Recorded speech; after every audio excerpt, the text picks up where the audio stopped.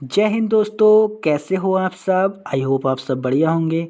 दोस्तों मैं आपको आज के इस वीडियो में लेकर आया हूँ BA BSc semester third mathematics का पेपर 2023 का। ठीक है दोस्तों, बीए वाले बच्चों के लिए और बीएससी वाले बच्चों के लिए एक ही पेपर छपता है। ठीक है, तो जो बच्चे मैथ लेते हैं बीए में उनके लिए भी यही प्रश्न पत्र होता है और बीएससी वालों के लिए भी यही होता है। ठीक है, तो इस बात में कन्फ्यूजन मत करना कि यहाँ पे बीए क्यों लिखा है बीएससी क्यों लिखा है। ठीक है, तो यही प्रश्न पत्र दोनों के लिए जाता है। ठीक है, तो दोस्तों बीए वाले बच्चे भी इसको देख सकते हैं और बीएससी वाले बच्चे भी इसको देख सकते हैं। ठीक है, तो यहाँ पे दोस्तों समय दिया गया है आपको 3 घंटे और आपका जो पूर्णांक है दोस्तों वो है 75 अंक। ठीक है, आपके पेपर का नाम है अलजेब्रा एंड मैथमेटिकल मेथड। ठीक है, तो दोस्तों मैं आपको बता दूं ये पेपर आपका एमजेपी रोहिलखंड यूनिवर्सिटी का है, बरेली का है। ठीक है, जो एमजेपी रोहिलखंड यूनिवर्सिटी है जो बरेली में है, ठीक है, उसका पेपर है ये। ठीक है, तो दोस्तों यहाँ पे निर्देश लिखाए गए हैं,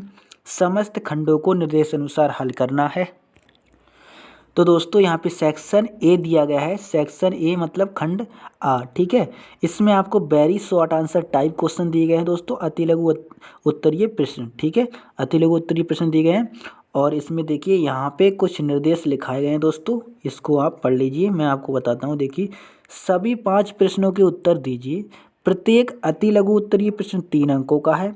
अधिकतम 75 शब्दों में अति लघु उत्तर अपेक्षित है, यानी कि आपको 75 शब्दों में इसका आंसर देना है। और मैथ में ऐसा कोई नहीं है कि 75 शब्द आपको लिखना है, मैथ में तो दोस्तों आपको सवाल का आंसर निकालना है। ठीक है, ये लगभग इन्होंने बताया 75 अंक, लेकिन आपको मैथ में आपका जो सवाल है उसका आंसर निकालना है, उसको हल करना है जैसा आप हल करते हो। ठीक है, लेकिन ऐसा नहीं है कि आप उसको लॉन्ग मेथड से हल करो। प्रश्न आया है 2 नंबर का और आप कर रहे हो उसको 15 नंबर के हिसाब से, ऐसा मत करना। ठीक है, तो निर्देश के अनुसार ही आपको प्रश्न पत्र हल करना है दोस्तों। ठीक है, तो आपको 5 प्रश्न इसमें दिए गए हैं, तो प्रत्येक आपका 3 अंक का है, तो टोटल आपको यहाँ से 15 अंक मिल जाएंगे। ठीक है, तो दोस्तों ये है हमारा प्रश्न 1। तो प्रश्न 1, वास्तविक संख्याओं के समुच्चय में संबंध आर ए कॉमा बी, ये ए कॉमा बी से बिलोंग्स करेगा। ठीक है, आई आर। ठीक है, तो ये क्यों संक्रामक हैं ये आपको बताना है। ठीक है, तो इसमें आपको ये 3 अंक मिलेंगे। ठीक है, इस प्रश्न को हल करेंगे तो 3 अंक मिलेंगे। इसके बाद में नेक्स्ट क्वेश्चन ये है हमारा, चक्र 1 2 3 4 एक समक्रमचय है या नहीं बताइए। तो इसको हल करेंगे तो 3 अंक मिलेंगे। इसके बाद में है, यदि फाई आयलर फाई माइनस फलन हो तो फाई टेन का मान बताइए। तो इसको हल करेंगे हम तो कितना अंक मिलेगा, 3। ठीक है, नेक्स्ट है, साइन ऐड का लाप्लास रूपांतरण बताइए। दोस्तों ये इम्पोर्टेंट है।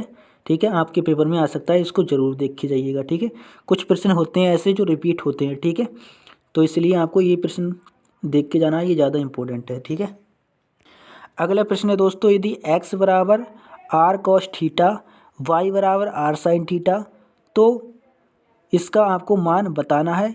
ये इसको करने पर आपको 3 अंक मिलेंगे। ठीक है, तो ये 5वें प्रश्न हमारे 3-3 अंक के हो गए, यानी 15 अंक के हो गए। ठीक है, अब देखिए सेक्शन बी आता है।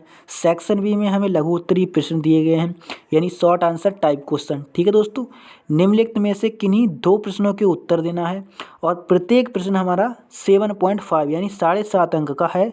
तो दोनों के जब हम आंसर देंगे तो हमको यहाँ से 15 अंक मिल जाएंगे। ठीक है, तो ये हमारा प्रश्न नंबर 1 है दोस्तों। और यहाँ पर प्रश्न नंबर 1 को हिंदी में लिखाया गया है। ठीक है, सिद्ध कीजिए कि किसी समूह जी के समुच्चय एच के उपसमूह होने के लिए अनिवार्य तथा पर्याप्त शर्त ये है, इसको सिद्ध करना है दोस्तों। ठीक है, तो ये आप करोगे आपको 7.5 अंक मिलेंगे। फिर है, stand and prove Cayley theorem in groups. दोस्तों ये मोस्ट इंपॉर्टेंट है, आप इस बार इसको तैयार जरूर कर लीजिएगा। ये क्वेश्चन रिपीट होते हैं दोस्तों, कुछ क्वेश्चन होते हैं जो रिपीट होते हैं। ठीक है, तो ये क्वेश्चन भी अच्छा है। ठीक है, अगला क्वेश्चन है दोस्तों,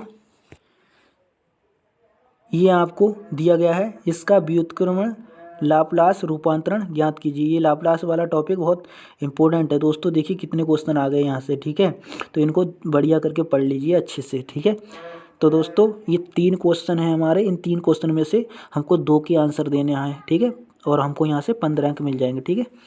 यानी 7 मिलेगा एक का, तो दोनों का 15 मिलेगा, ठीक है। 7.5 मिलेगा एक का, तो दोनों का कितना हो जाएगा, 15 अंक हो जाएगा। अगला क्वेश्चन है हमारा, सॉरी, और अगला सेक्शन है हमारा सेक्शन सी, यानी खंड सा। तो इसमें हमको लॉन्ग आंसर क्वेश्चन दिया गया है, ठीक है। इसको दीर्घ उत्तरीय प्रश्न कहते हैं। तो दोस्तों यहाँ पे निर्देश लिखाया गया है दोस्तों, attempt are question of the following, each question carries 15 marks, ठीक है। आपको सभी प्रश्नों के उत्तर देना है और आपका जो प्रत्येक प्रश्न है वो 15 अंक का होगा। ये आपके लॉन्ग प्रश्न है दोस्तों, ये 15 अंक का एक होगा, ठीक है। और 3 प्रश्न है आपके, 45 नंबर यहाँ से क्लियर होंगे। आपने 2 लॉन्ग कर दिए तो ही आपका काम हो जाएगा, आप इसमें पास हो जाओगे, अच्छे नंबर भी ले आओगे, ठीक है। तो दोस्तों ये देखिए यहाँ पे हिंदी में लिखाया गया है, निम्नलिखित सभी प्रश्नों के उत्तर दीजिए। प्रत्येक प्रश्न 15 अंकों का है। अधिकतम 500 से 800 शब्द आपको लिखना है, ठीक है। State and prove Young's theorem on the equality of, इस थ्योरम को आपको प्रूव करना है, ठीक है। तो इसका आंसर दोगे आप, 15 अंक मिलेंगे। अगर ये नहीं होता है आपसे तो अथवा में आपको ये दिया गया है, इसको भी कर सकते हो, ठीक है। क्या है, सिद्ध कीजिए कि उपसमुच्चय का घात समुच्चय के घात से सदैव विभाजित होता है, लेकिन इसका व्युत्क्रम सत्य नहीं होता है, ठीक है। तो या तो इसको कर दीजिए या तो इसको कर दीजिए, ठीक है। इसके बाद में अगला प्रश्न है प्रश्न नंबर 10। तो ये प्रश्न है दोस्तों हमारा, और यहाँ पे इसको हिंदी में लिखाया गया है। देखिए दोस्तों, अंग्रेजी और हिंदी दोनों में होता है, ठीक है। तो कैलकुलस ऑफ वेरिएशन की निम्नलिखित मूलभूत प्रमेयिका को सिद्ध कीजिए, ठीक है। यदि f(x) अंतराल a, b में सतत फलन है तथा ये है प्रत्येक g(x), ये सब आपका ये आपको देख लेना है, ठीक है। और देखिए मैं एक एक करके चीज़ पढ़ रहा हूँ तो वीडियो लंबा हो रहा है, ठीक है। 7 मिनट का वीडियो हो गया है तो काफ़ी बड़ा वीडियो हो जाएगा, इसलिए मैं अब पढ़ूंगा नहीं, ठीक है। तो इसको आप स्क्रीनशॉट कर लीजिए, ठीक है। अगर ये प्रश्न आपसे नहीं बनता है तो आप इसको कर सकते हो, ये अथवा में है, ठीक है। इसके बाद में प्रश्न नंबर 11वां है हमारा, ठीक है। इसको देख लीजिए, समाकारिता की मूलभूत प्रमेय का कथन लिखिए एवं उसे सिद्ध भी कीजिए, ठीक है। अगर ये आपसे नहीं बनता है तो ये कर सकते हो, ठीक है। तो ये तीनों प्रश्न हो गए और आपको 15 15 15 यानी 45 अंक यहाँ से मिल गए, ठीक है। तो जब ये प्रश्न आप कर लोगे तो 45 अंक मिल जाएंगे, यानी कि आपका पेपर अच्छा हो जाएगा, ठीक है। तो दोस्तों अगर आप और भी पेपर देखना चाहते हो, ठीक है, बीएससी के, जैसे physics, chemistry, math, geology, botany, ये सभी देखना चाहते हो तो उसका लिंक आपको डिस्क्रिप्शन बॉक्स में मिल जाएगा प्लेलिस्ट का, ठीक है। तो वहाँ से देख सकते हो। अगर आपको वहाँ लिंक नहीं मिलता है तो आप चैनल पे जाइए, वहाँ पे प्लेलिस्ट बना दिया गया है, ठीक है। सेमेस्टर फर्स्ट, सेमेस्टर थर्ड सभी का प्लेलिस्ट बनाया हुआ है, वहाँ से आप जाके पेपर देख सकते हो दोस्तों, ठीक है। और PDF पाना है तो आप टेलीग्राम पर जा सकते हो, ठीक है। तो चलिए दोस्तों, मिलते हैं नेक्स्ट वीडियो में, तब तक के लिए थैंक यू। जय हिंद, जय भारत।